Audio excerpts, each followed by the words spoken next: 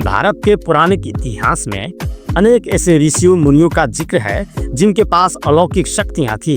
वह अपनी इसी शक्ति के कारण चाहे तो श्राप देकर सामने वाले को भस्म कर सकते थे या फिर वरदान के द्वारा किसी का जीवन खुशियों से भर देते थे।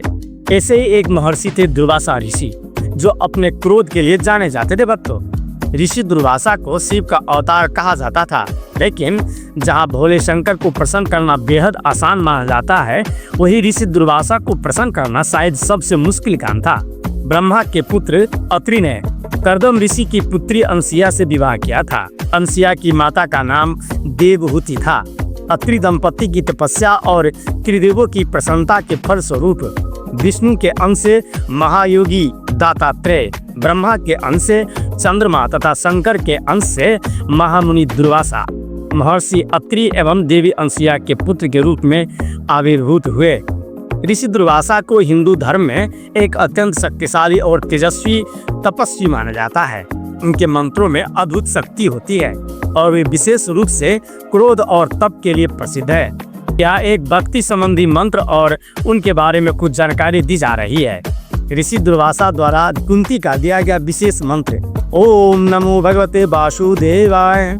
महाभारत की ऐसी बहुत सी कथाएं प्रचलित है जिसमें ऋषि दुर्वासा से लोगों ने वरदान प्राप्त किए। इन्हीं में से एक है पांडव की माता कुंती और दुर्वासा से जुड़ी कथा।